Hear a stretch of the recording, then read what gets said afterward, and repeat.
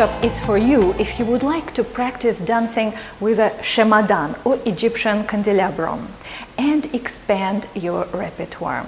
The Candelabrum dance tradition emerged in the early 20th century in Egypt, and it's typically performed at weddings to zephyr, Egyptian wedding procession music with a specific beat. At an Egyptian wedding, you, the dancer, would lead the wedding procession, performing to traditional zephyr wedding songs.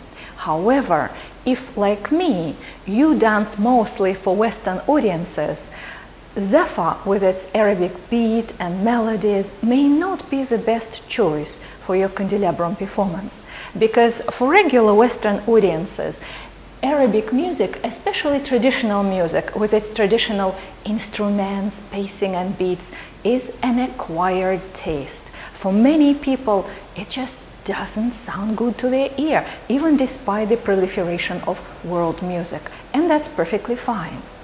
Yet Candelabrum is a spectacular prop, very impressive to anyone new to belly dance and to belly dance fans as well. So if you dance at a family party, a corporate event, or a nightclub here in the US or Europe or anywhere outside of the Middle East, you may want to go with Western pop music. Or if it is a stage performance and you want that exotic belly dance flavor, you may choose the route of Orientalist fantasy and find a piece of music that has an exotic Arabian taste, but it's just a stylization. It is not taxing the patience of your audience with traditional instruments or rhythms. And that's what we'll be doing today, Orientalist fantasy, learning Candelabrum dance combinations you can use in such a performance. A couple words about Candelabra. There are many styles, but if you are new to this prop, I recommend to avoid candelabra with heavy hanging elements, beads or crystals. They swing as you dance and affect the balance of your Shemadan on your head.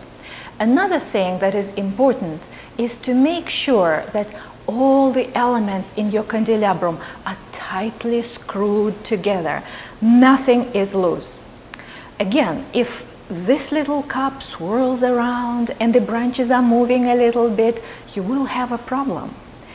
The Candelabrum dance looks good only if your Shemadan is very solid and practically immobile on your head, that it looks like it floats in the air. If it tilts side to side, it looks very amateurish. That's another reason I don't like hanging beads or crystals. If you make a tiny mistake, like a small jerky movement, they swing and betray you, telling the world about imperfections in your dance. Yet another thing you may want to do if you're new to Shemadans is to find one with a low center of gravity so that the branches are sitting closer to the helmet.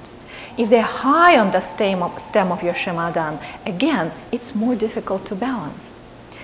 And final observation about the structure of your Shemadan, it's that the helmet needs to be the right size for you. You can make your padding thicker or thinner and adjust it to your head, but sometimes you see gigantic helmets with massive padding, and this makes it look heavy and distracts from the ethereal image of the branches with lights flickering on top and from the beauty of your face. So my advice, if it's doable to you, is to have the helmet either custom made or cut to the size of your head with minimal padding. Here is my Candelabrum. I had it for many years. When I bought it, it had a much larger helmet.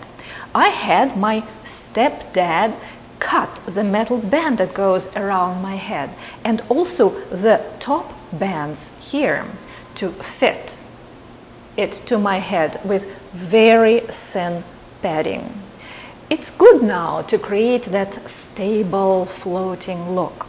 Another thing I did, this Shemadan had heavy adorned middle elements here between the branches, I tossed them away and replaced them with pieces of gold metal pipe to have the center of gravity in a place optimal for me.